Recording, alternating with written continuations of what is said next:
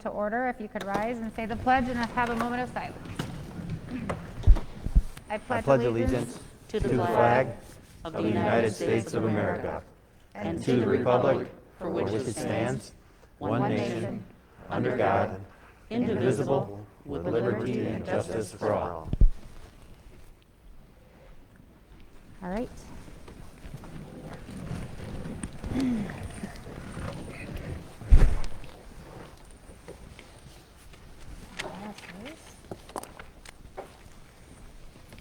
All right, good evening. If we could have an approval for our agenda.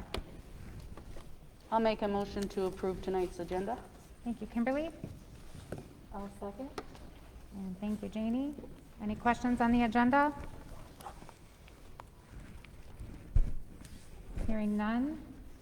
All those in favor of our agenda? Aye. Any opposed? We have an agenda. Moving on to item 3, approval of our minutes from our regular meeting, September 14th. I'll make that motion. Thank you, Kyle. I'll second. Thank you, Kimberly. Are there any questions about our meeting minutes from last month?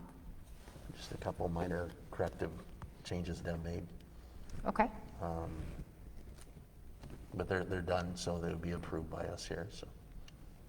It was Okay. the millage form and just a semantic, so. All right. Any other questions about the approval of our minutes from last month? All those in favor? Aye. Any opposed? All right, that passes. We have minutes. Presentation of bills for payment from September 2020. I'll make the motion that we pay the bills for September 2020 in the amount of $756,252.98. Thank you, Janie. I'll second. Thank you, Kimberly. Are there any questions of the bills for September? I had two items that stuck out to me. One was Pioneer Valley Books for $18,300. Math journals. Math what? Elementary school math journals. Nope. Nope, those were actual books. Oh. We had some grant monies and stuff for them. So those are level text for kindergarten through third grade. Okay. Thank you. Books, what a concept. And then the second one was Ingenuity Incorporated for $17,832. That's the computer program that we're running our virtual students through at the high school and middle school Okay. to site license. Thank you. Any other questions? All right, hearing none. All those in favor of paying our bills from last month? Aye. Aye. Any opposed? All right, those are approved. Next item, correspondence.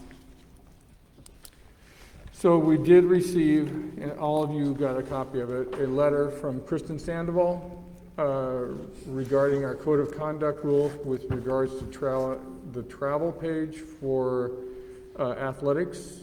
The athletic committee met earlier this evening and had a discussion, and if you guys would want to share any of the thoughts that you have on this particular topic, now would be the time to present. There was a request that we reconsider this particular portion of the code of conduct for future reference. We did have discussion, and the athletic committee recommends that the policy stays the same at this time.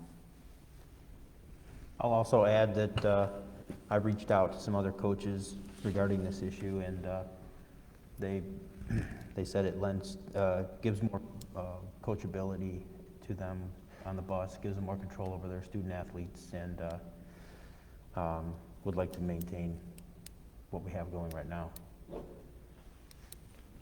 So if you're curious, the code of conduct in a nutshell states that all athletes to travel to an event, when we provide transportation, they will ride the bus to the event. When they're there, they have the option of having their parent sign off on them so they can ride home with their parent after the event. But to get to the event, they have to ride to the event on the bus. With approval from the coach, correct? With approval from the coach, right. So that's basically it in a nutshell. It's a good Okay. policy. Okay.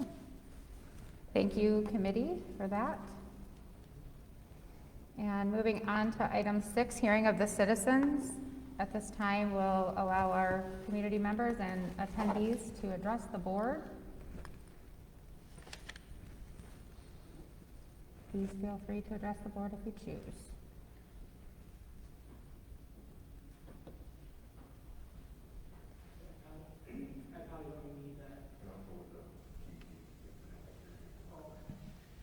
I was just curious, what the game plan is, what the plan is with the whole mask and everything. It's been communicated that you're following legal counsel right now, and that's fine, I understand that, but is there any kind of plan as to how this is going to wrap up, and if it's going to, what's gonna happen, end goal, any kind of timeline for anything? What is the legal counsel saying about this? Because the executive orders, there's another ruling today, and they were considered not constitutional and effective immediately. They are no longer enforced. Hey, before he loses the mic, I didn't catch your name. You don't. Adam Johnson. Thanks. So with regards to, and I can answer that because I've been getting all the emails from our legal counsel and from the MASB and from the MASA. The Supreme Court issue ruling only impacts the executive orders that the governor has distributed or made since April 30th. At that point in time, everything they say is unconstitutional. In speaking with our legal counsel, that only pertains to the orders that she has made with regards to the masks. So for about 48 hours, everything she said was null and void regarding the masks.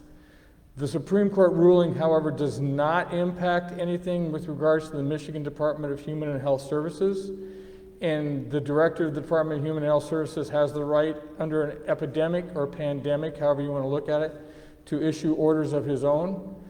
And he reinstituted or reinstalled all of the orders regarding wearing masks and social distancing and number of people we can have in session. And he has the right to do that under a separate law, which the Supreme Court did not address. So until that changes, we will be following what the Michigan Department of Human and Health Services says, or until we come to a point where we're allocated as a Phase 5 area region, in which case it falls back to recommended instead of required. When it becomes recommended, then once again, our Return to Learn plan has that the elementary school students will not wear masks. And we'll probably have to get the Return to Learn committee together if we ever go to Phase 5 to come up with what we're going to do generally. And I don't know how they'll do it. I know there's talks going on. If the Michigan Department of Human and Health Services mandate or ruling is overturned, then we will return to our Return to Learn plan until the board can adopt something new. That's basically what our legal counsel is advising us to do. But right now, we're under a mandate from the Michigan Department of Human and Health Services that all students K through 12 will wear masks. And that's the rule, that's the statute we'll follow at this time.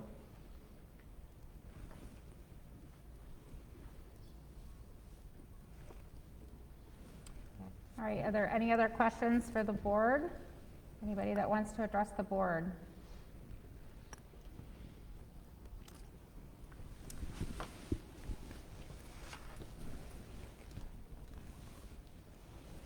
Okay, moving on to item 7, reports of the superintendent for information to the board. Administrative reports. Brian, you want to talk first about what's going on at the high school? Nice to see you, Brian. It's been a while. You have the summary there. I can't really actually reach the wrote it, but basically, the major happenings right now are we have testing coming up. PSAT, SAT tests, 10 through 12 will be administered on Wednesday. So we've been coordinating that with the students and the parents to try to pull that off because obviously it's supposed to be a virtual day, but the high school students will be here. Freshman PSAT takes place on the 28th, so those freshmen will come in on that day to take that test to try to get our kids back in the cycle of taking those assessments and being able to evaluate the progress and get them prepared for the tests they'll need to take to get administered in the university. This week is a pseudo homecoming type week. We have dress up days. We have some activities throughout the week for that. We will have a homecoming court on Friday night. I believe our band will actually be performing now that there's some change to the limits of spectators at a game. Other than that, things are going pretty well. We have 7 students returning from virtual and 12 going to virtual here at the end of the week. So that's our numbers for that. We stay at about, it's right around 22% of students are learning virtually.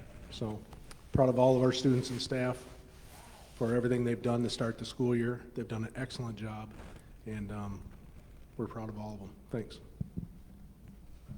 Thank you, Brian. Thank you. Thank you. Michelle? So we are also done with all of our beginning of the year benchmark testing, so in reading and math, and we've completed all the NWEA, so that's gone really well. We're starting to feel like normal, so everybody's in the swing of things and doing really well. The K-5 students are doing fantastic wearing their masks, with them not wearing them for 7 weeks of school. It's a reminder right now to remember to put your mask on. So they're forgetting a little bit, but no complaining, and some of the kids are pretty funny about it. So kudos to Mrs. Balo's 5th grade science class. They have done some cleaning up around the building, emptied out the fish tank, cleaned that all up, put new fish and water in there. They planted some mums. We've had some donations for mums and mulch and things to beautify the outside of the building, so it looks really nice. Count day went well. Picture day was quite successful. We opened it up in the evening for our virtual students to come in and get their pictures taken. Almost everybody participated. It's Fire Prevention Week this week, so we were hoping that, or last week I guess it was, we were hoping that we could get the fire truck here. Normally we go there, so that changed a little bit, but other than that, things are going really well.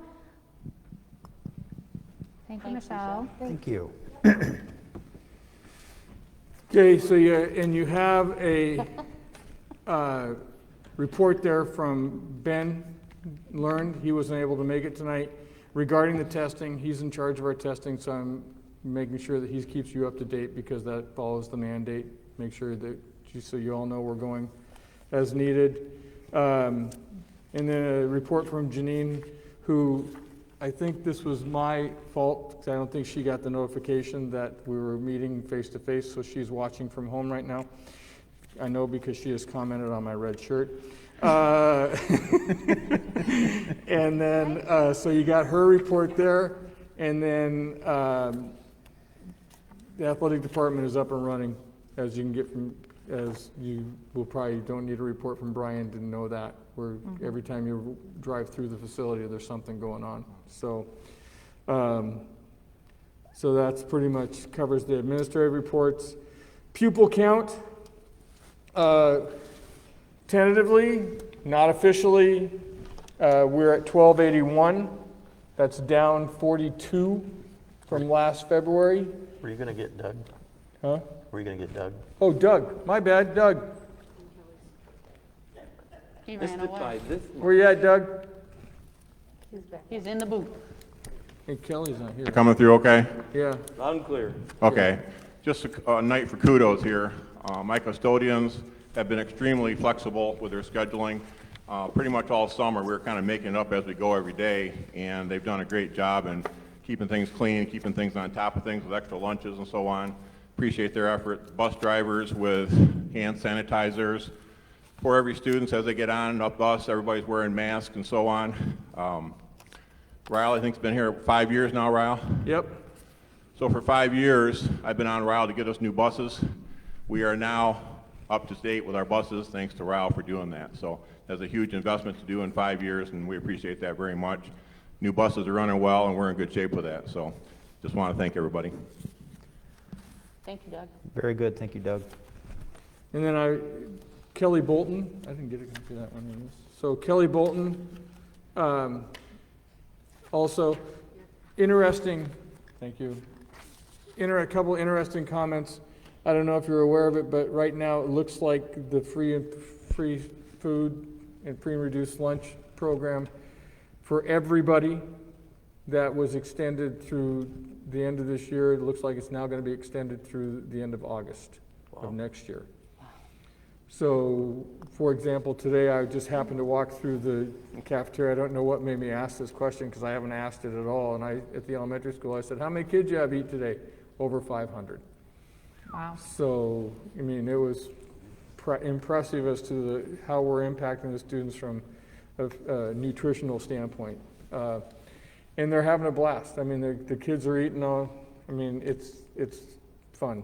To see the kids interacting across the table or down the table from each other, or, you know, they walk by each other in the hallway and they wave, you know, it's a great experience, just saying they're doing the best they can. So, new Meal Magic ordering system for teachers is working real well. The students are able to order with their teachers in the morning at the elementary and middle school level. This allows the kitchen to have notice of how many meals to prepare, as well as no waiting in line at the point of sale registers for faster service.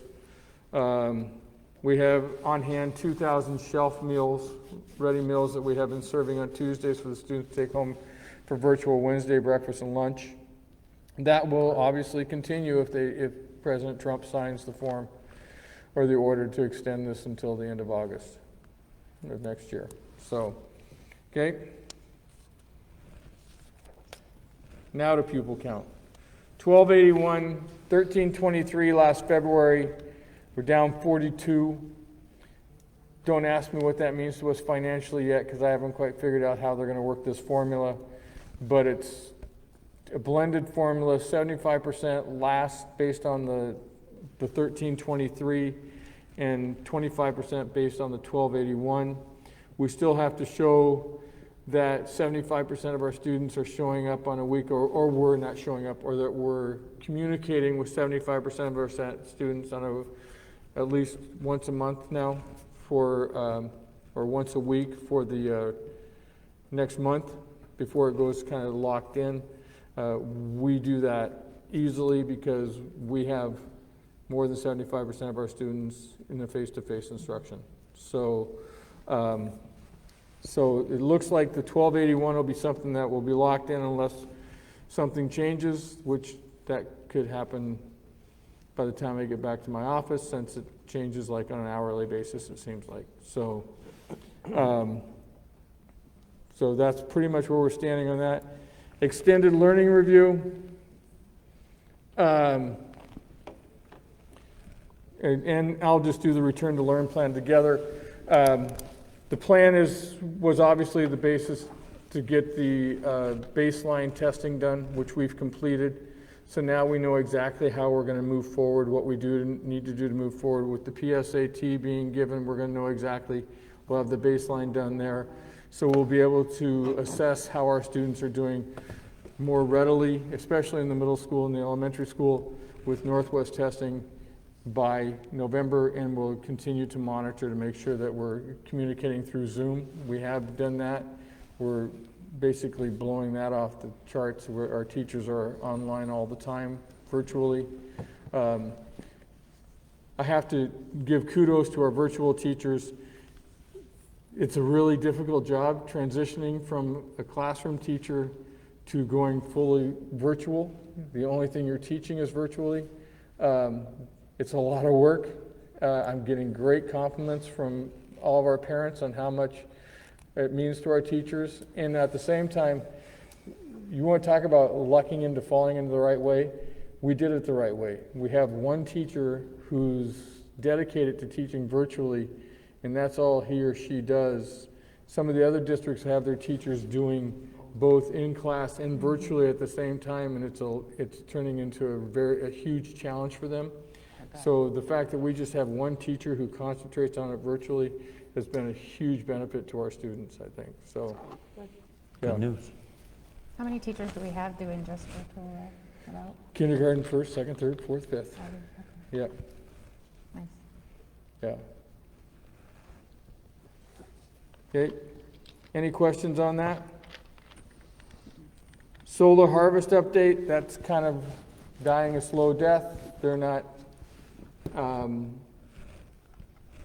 due to the fact that our attorneys have some more stringent guidelines as to what the contract looks like, I don't think Solar Harvest is really interested in participating in that anymore. So if we come up with a different alternative, we'll keep you in mind, okay?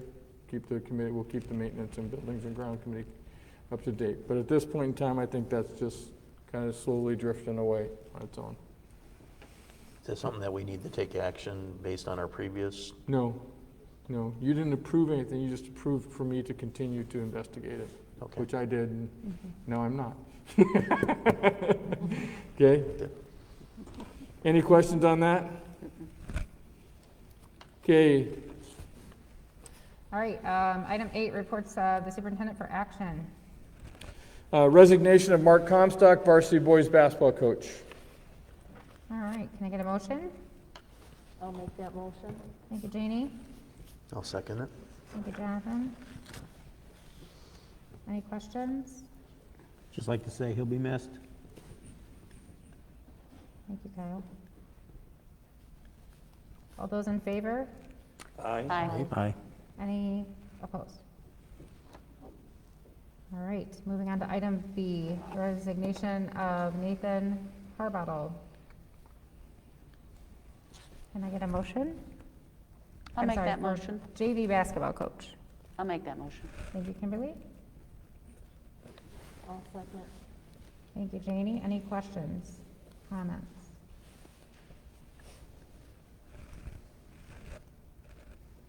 All those in favor? Aye. Any opposed? All right, that passes. Item C, pay scale increase for Little Warriors preschool and childcare. So this is, I'll interject a couple comments. I know I sent everybody an email explaining this.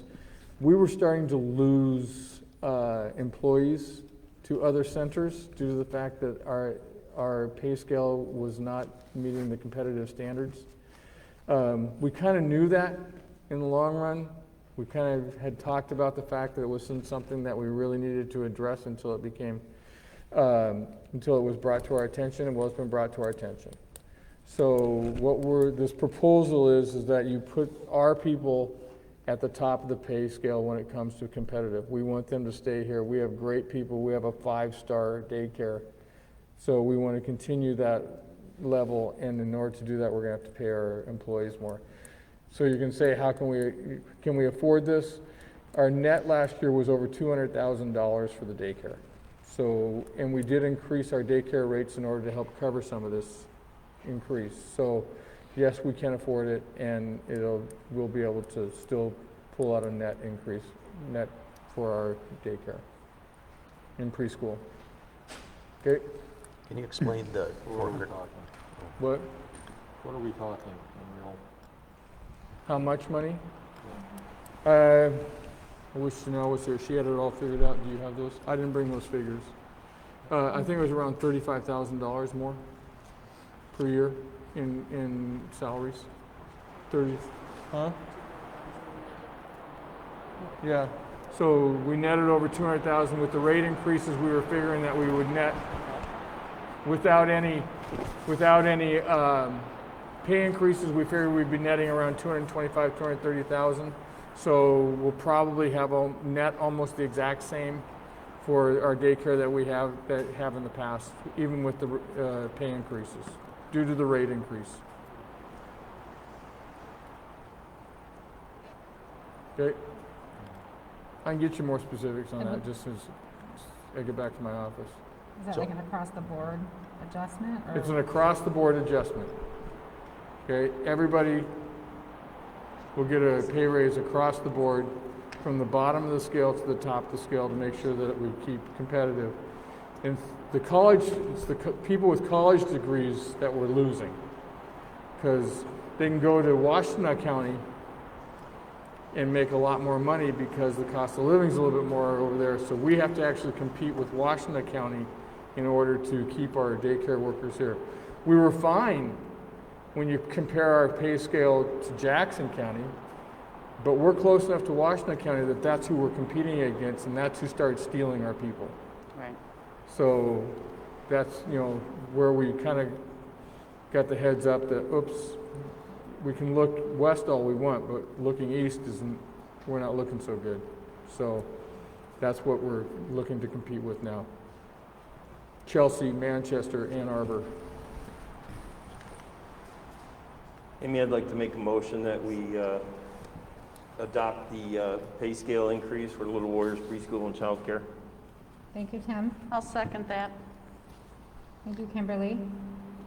So I had an additional question, and I'm bringing up the document here real quick, but if there was like a $400 stipend,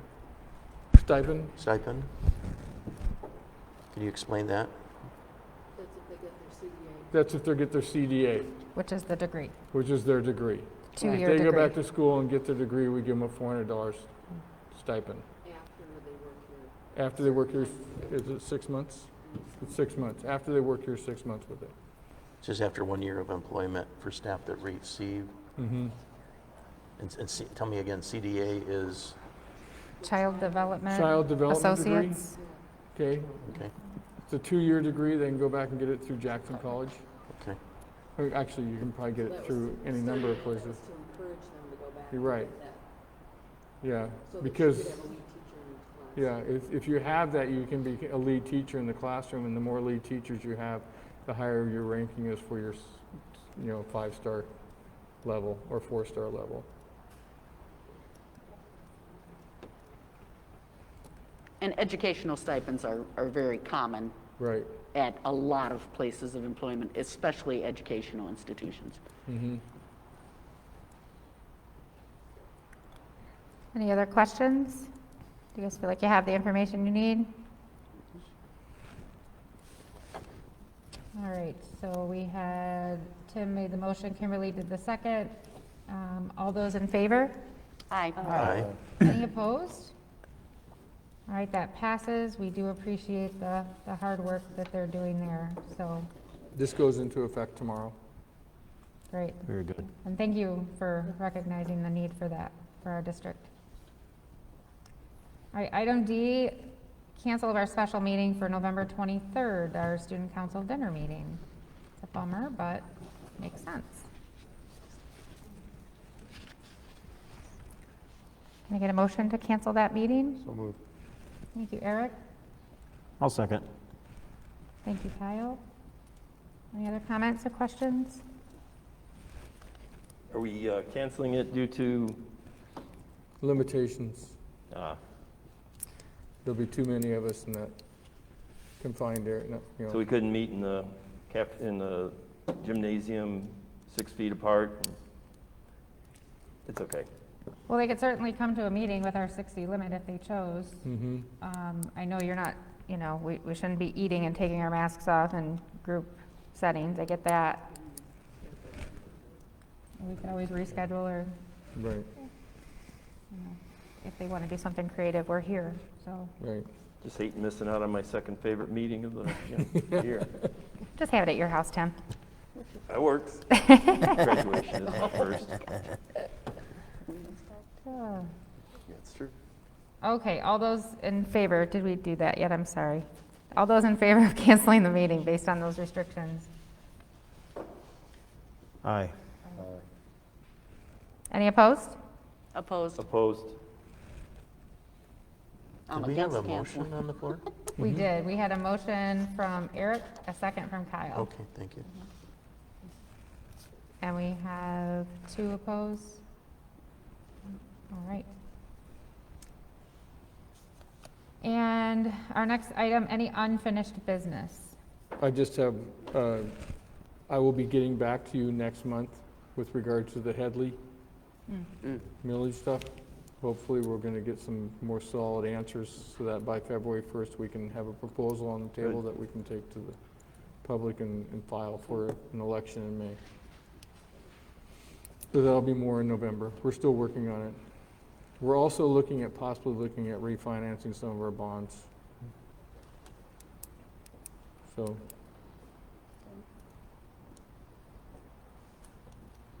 I can imagine, considering what's going on, it could be a dramatic improvement in the rate. that's what I'm thinking. And, Right. Good call. yeah.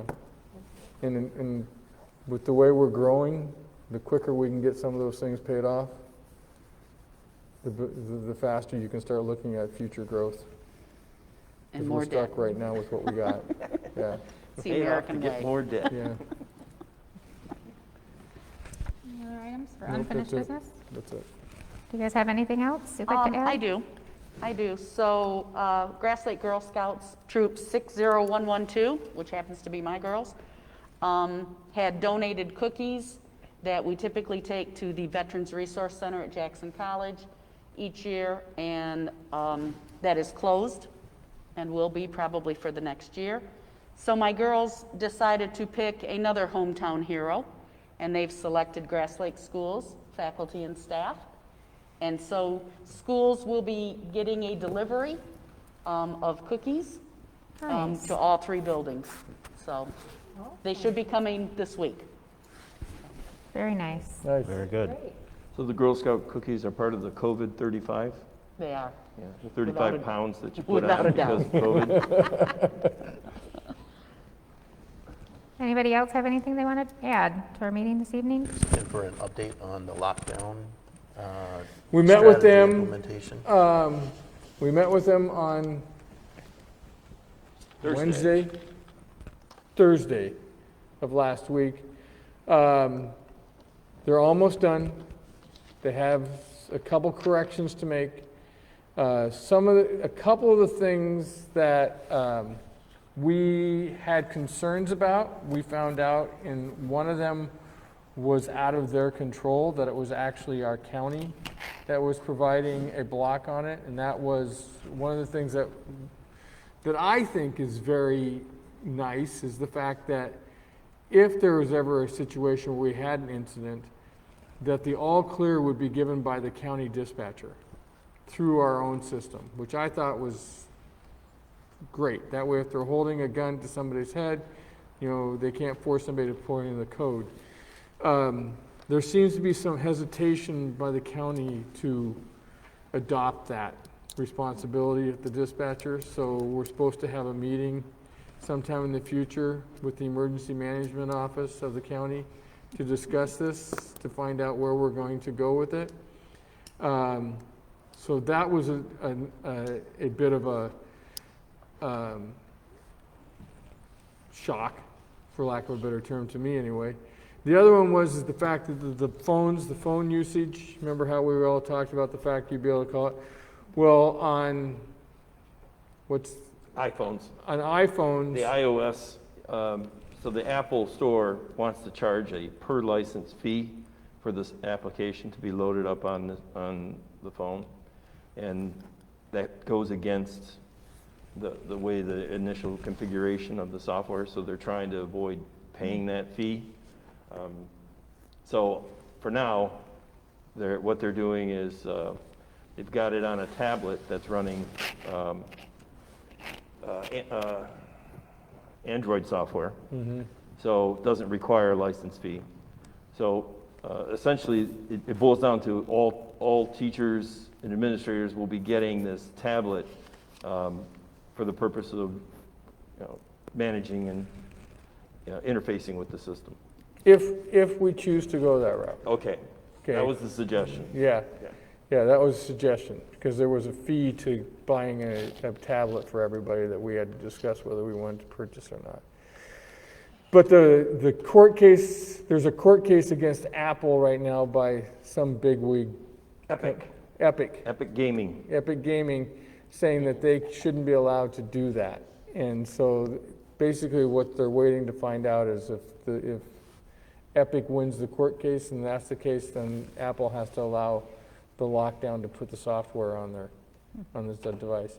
Other than that, except for a couple boots that seem to keep going on,